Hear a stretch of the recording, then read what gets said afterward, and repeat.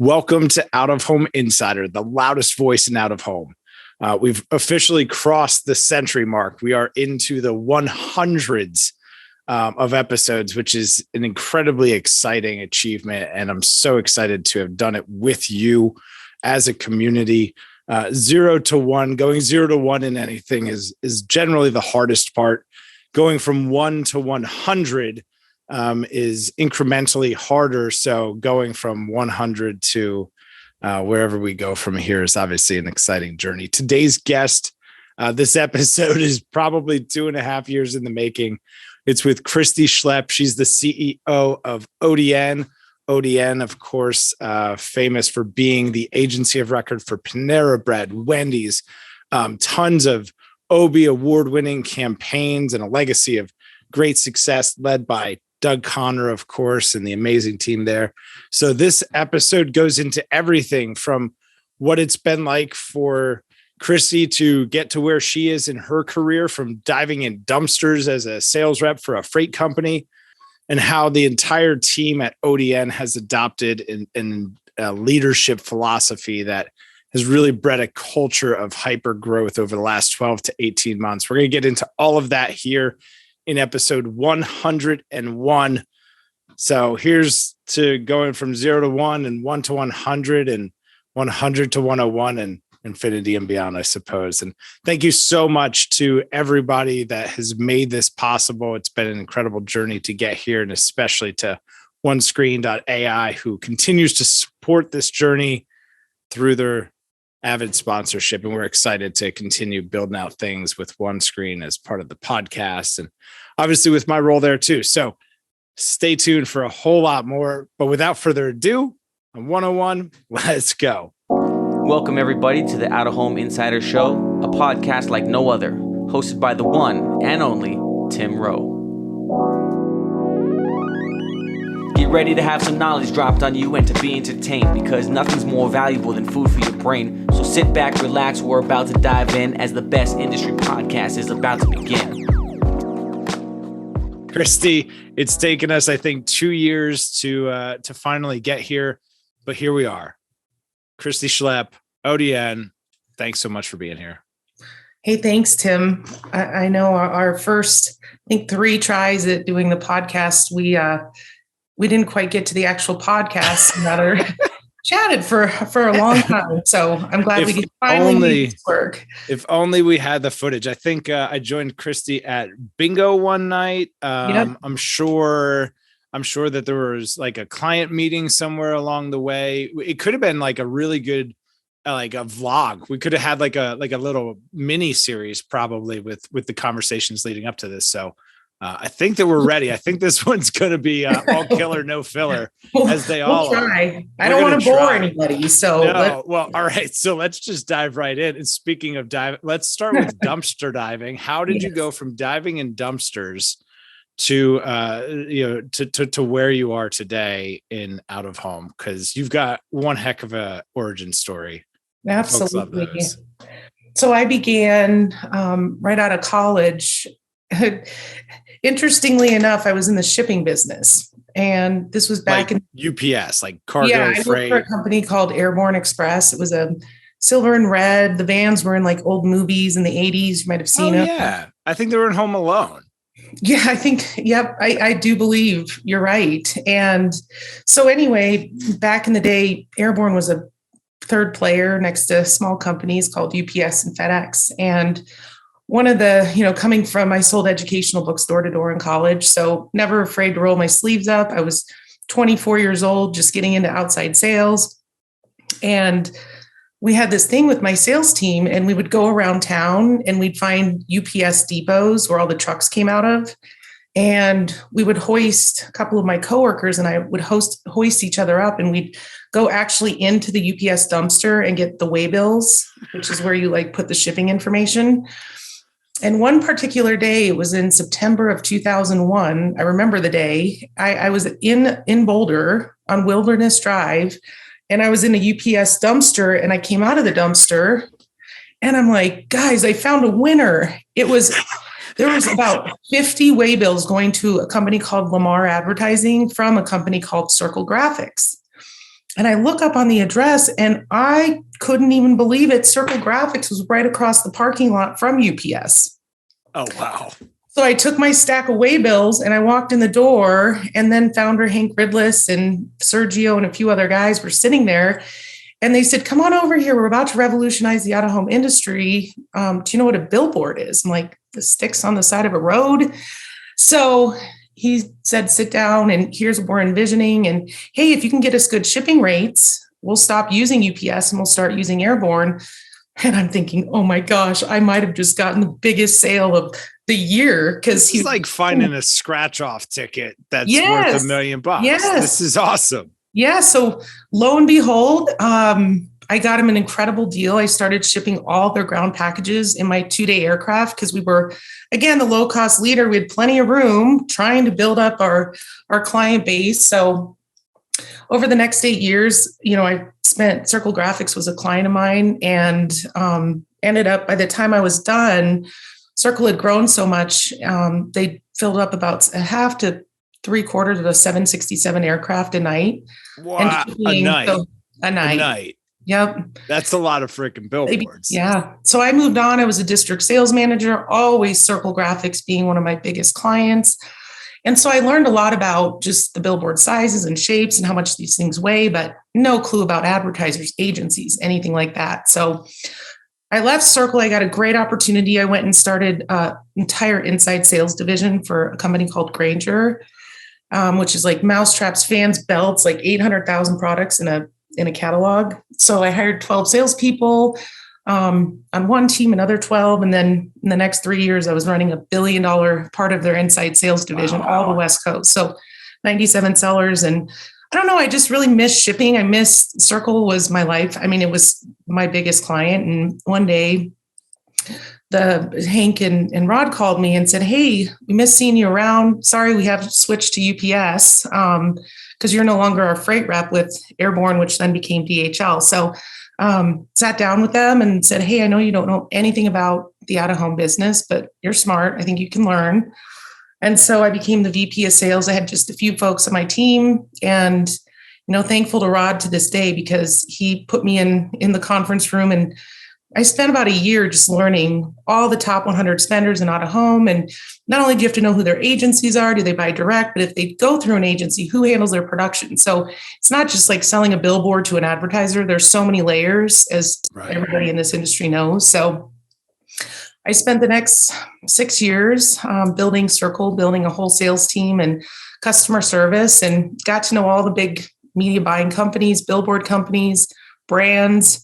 I mean, to this day, I pride myself on that same list, like who buys Pepsi, who buys Coke, and what agency. And, even though BBDO might have AT&T, it doesn't mean they're the ones that print it. So I'm very thankful for my years at Circle and really understanding and learning this industry and who all the players were. So that's really where I got, my start in out-of-home. And about 6 years into my time at Circle, Grand Design recruited me, and always thankful for that team. They came to me and they go, well, you've never been a president of a company. And I said, I just don't know if my production sales skills will translate into, because typically it's different buyers. It's not the same buyers that buy the media, that buy the production. Right. But you've gone from Airborne Express to Grainger. Yep. Right. So shipping company, freight company to, how do you classify? It's all that stuff. It's like shop supplies and it's called washers and nuts and towels and all of those sorts of things. To Circle, to the agency side, like you've crossed the chasm, you've gotten all the way there, and in a pretty short period of time, and now you're at Grand Design, and can we make this jump now from the folks who are buying the production to the teams that are buying the media? And I'm very pleased to report in, Tim, the very first one I started with, I printed all of Wendy's material for my whole time at Circle. And that was my first sales call when I got to Grand Design. And I'm like, hey, Matt D, anyway, you could help me find out who buys the billboards too. I know I can print them, and then that began the sales journey. And, pleased to say I took over all the local buying at Wendy's. and had the production. So it was great because then I could handle production and media as kind of a one-stop shop. So yeah. I was employee 17. And then when Talon acquired Grand Design, we had about 36 employees and really focused a lot on the experiential and street teams and launching an airplane out of the ground for Southwest Airlines and spinning around. So then I got to learn more of the experiential side. That was cool. Was that Paul Whitney? Was that? Yeah, I worked with my buddy Paul. Shout out Paul Whitney. Yeah, that campaign's super cool. We spent a lot of time in Hangar 8 and at Love Field. So yeah, it was a great experience.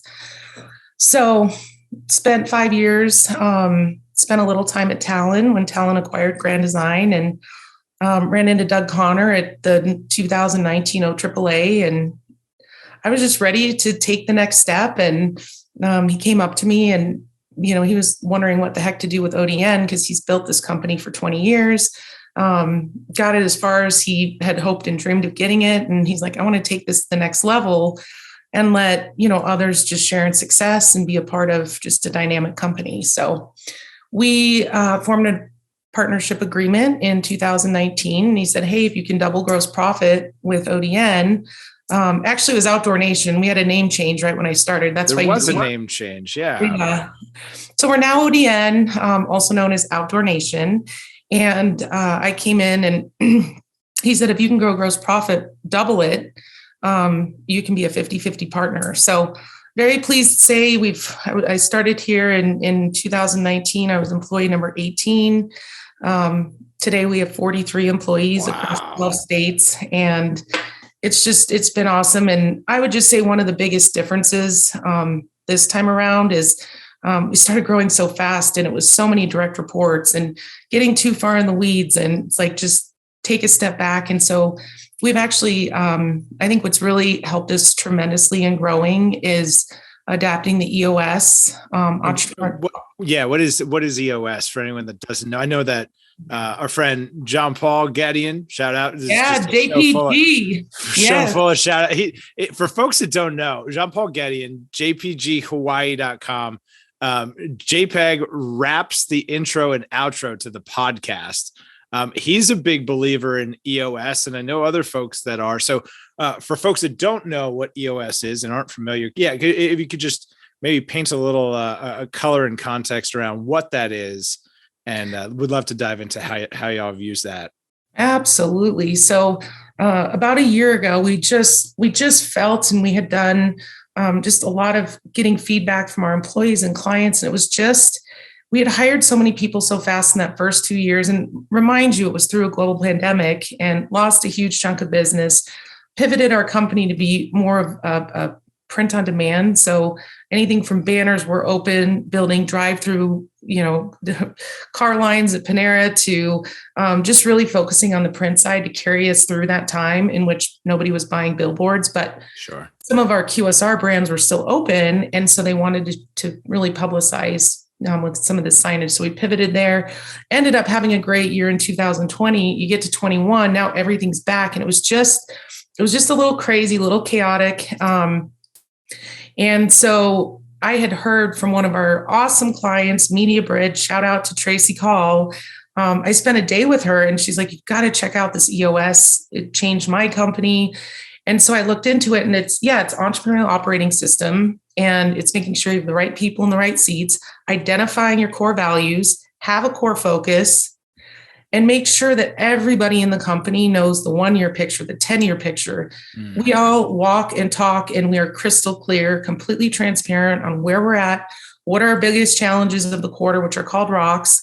And then this whole model gets in, and we go on a score. We have a scoreboard every single week. How are we doing to revenue? We set all the goals. How many customer issues were there? What's our gross profit running at? All the things that are important to our business. And we focus on that. And so instead of having, I think I had 12 direct reports a year ago. Now we have, actually, nobody in the company reports to me. I'm the visionary of the company. How fun is that? I absolutely love it. Now I have time. Tim, you were wondering for 2 years why we never get this done. Now I know. I don't feel bad anymore. I was either in a dumpster, just kidding. I was always in the weeds. It's possible. So you find the people that get it, want it, and have the capacity to do it. Right people, right seats.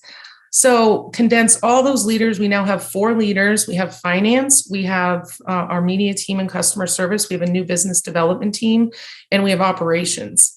And so we consolidated all the departments into these 4, and it took us about 6 months and a couple of meetings. And, once you get rolling, it just streamlines the business. You're so much more productive, open, honest, vulnerable. I mean, it's all the things that you hear that people want in a company. And I'm just super proud because if you ask any one of our team members, everyone will know our go-to-market strategy, what our core value are, or where are we to our goals. And then we just changed this year. We put our entire company on a gross profit share. So as we grow and they see the numbers, every single employee shares in the success now. That's awesome. I had a great finance professor. This really is the show of shout outs. This feels good. Gratitude is the only thing that gets better when you add meta and go super deep on just giving gratitude. So we'll just keep going on that theme. But I had a great professor, and he always emphasized, if the company incentive structure is not aligned with the goals of the company, like, you're always going to have friction. And so many companies overlook that when the incentive structure is not aligned to the mission and purpose of the company. And you've been able to align both of those things by making it something that everyone shares in. We are all a part of the success of the company. So, I mean, that's pretty, how's that been received? Initially, it was just like, what is this corporate structure? And we have a big binder and you go through it all. But once you get everybody on the same page and understanding what it is, and it's not just some, and I would just say the biggest thing that I've personally learned, and if you pulled my leaders and my team, it's trusting. It's trusting every single person on this team. It's not asking them every day, did you follow up with Bill? Did you get that contract signed? How are we doing on all these initiatives? It's because we set forth, we discuss the issues, we identify, we discuss, and we land the plane on massive issues that would have taken years or a month to figure out. And so the 6 of us who are on the leadership team, we get on every single Monday for 90 minutes.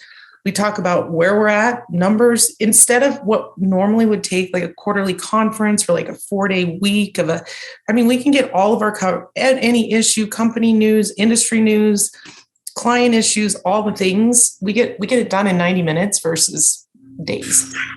And you have that feedback loop. It's an active feedback loop that you're able to engage weekly rather than quarterly. Yeah. And that accelerates timelines so significantly. I love just hearing how you've been able to use that to grow so quickly and in such a significant way. And there's kind of a fun story about the kickoff of that whole thing, right? I think the leadership team went to the mountains with a professional rugby player. Yeah. Was it something like that? Yeah. Our coach, she's awesome. Shout out to Pam Kosanke. We're so fortunate. I mean, she's just a dynamo. I don't know if you can swear on the show, but yeah, fuck it. No BS. Like, just, you had to be so open and vulnerable. It was tough. It's tough to hear true and honest feedback, but I will tell you as from that day in May of last year to now, we work on it every single week. And I used to personally, I would be like, why does he think that of me? Or, gosh, that's kind of rude. And now I welcome feedback as a gift, because we only get better by knowing what we suck at. And so we spend a lot of time. And then, what the leadership team does, there's 6 of us, they take what we call the L10 meetings, which are every week. They do it with and now we formed a mid-management team. It used to be like, here's your 12 leaders, and then everybody else just fits down somewhere. But we have an accountability chart, roles defined, who you report to, right seat, are you on and we've changed a few seats on the bus because they weren't quite right. So just walking and talking all to the same beat. I mean, I'm just so thankful for this. And, I hope, if you ask my team, nobody wants to come to the L10 meeting on a Monday without their task complete. So, and they can be anything from reviewing our entire healthcare plan to, finishing our OD software all the way through production. It can be They're just all over the place, restructuring a team but they're just what is important. If we don't get these things done this quarter, are we going to hit our revenue goal? And we always set the next revenue goal. And I'll tell you, we don't come in not hitting that goal. Somehow, some way, it just has made our company so much more efficient. If you got to climb in a dumpster to make that number, then that's what you're going to have to do. So find a friend. I live by that model. There is nothing in this world I ever ask of my team that I will not personally do. And, I instill that in my leadership team because there's absolutely nothing that any one of us, we are a very unselfish group of people. We care, we give a huge shit.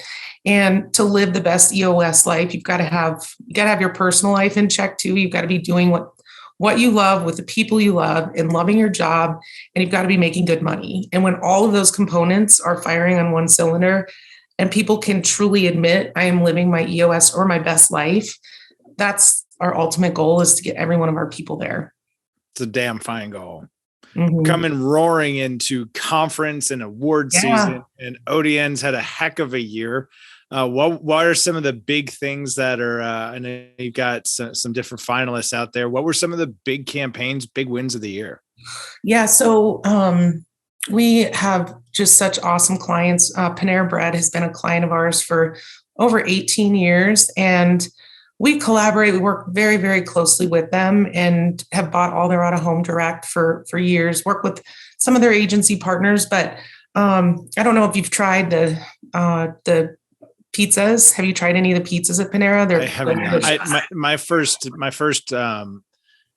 disclaimer. My first legal job was actually as a sandwich maker at Panera.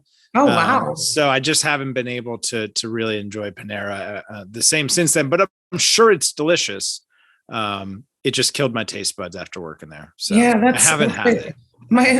My first job, I actually made pizzas at Sbarro. I don't know. Oh, yeah. The mall pizza. Yeah, I was at the mall. Then I worked at the ice cream store. But anyway, I'm similar to you. Pizza still is just not one of my favorite foods. But so when they introduced the pizza, our team collaborated with Panera and they said, is there any way you could find like adjacent billboards and put the pizza?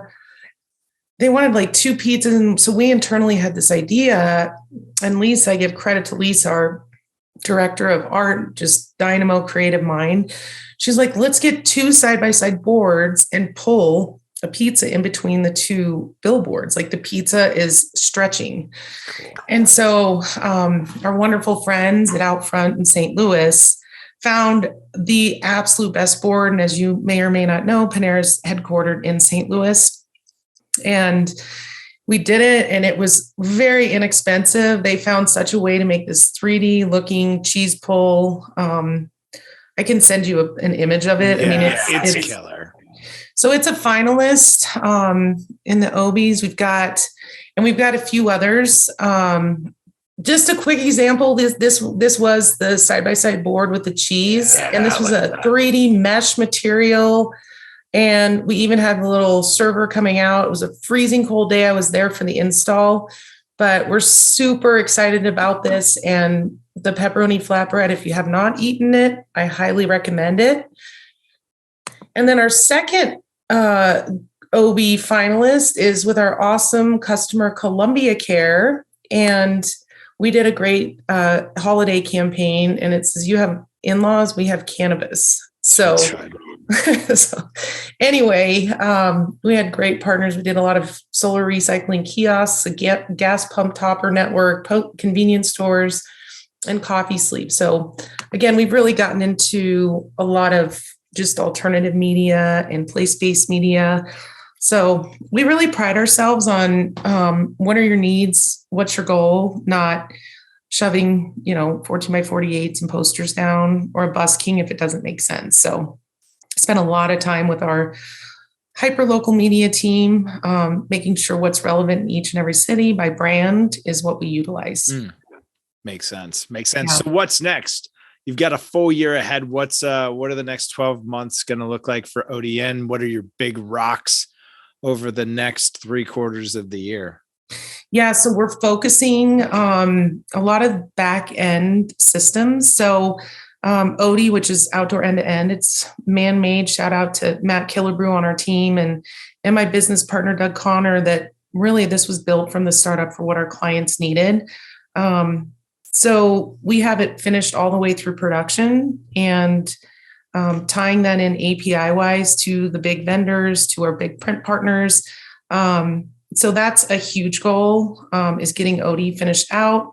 And then the other one is we outgrew our old accounting software. So tying in and just making sure we can get real-time numbers, month to date, again, customizing any and all invoicing needs clients may have and reporting.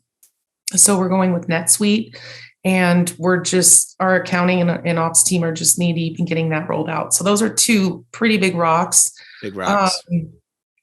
And then starting Allie Broback, who's our chief client officer, and I, we do what we call Pitch-a-Palooza each week. So pride ourselves a lot that we learned how to pitch and do sales calls during the pandemic on Zooms.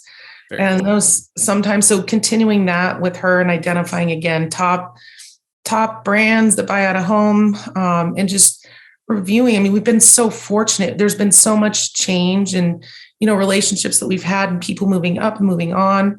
So it's just a lot of organic growth, but just staying in really good touch with, and we just consider our clients just some of our dearest friends. And it's so cool to see people grab new opportunities and then calling us right back and saying, hey, ODN, I know we may use one of your competitors, but this is why we liked ODN. So, and then getting back on the road, I'm super excited that in April, I think I'm hitting DC, San Francisco, the Pacific Northwest.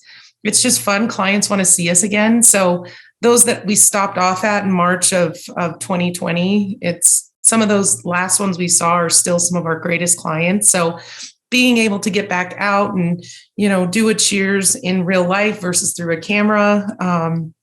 But again, I think, the other huge part of our success is, during that pandemic, I would say I worked harder during that pandemic.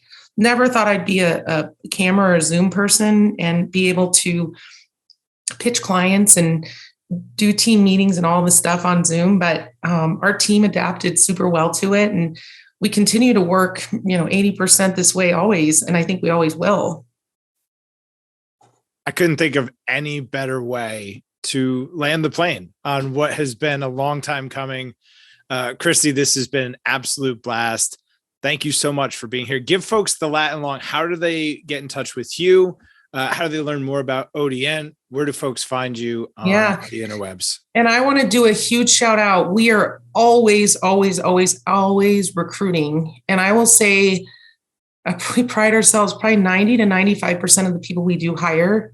Because I get tons of emails every day, like heard about ODN. How do I get in the door? Networking. I mean, we hire pretty much everybody we hire by word of mouth. Somebody knows somebody, give them a shot.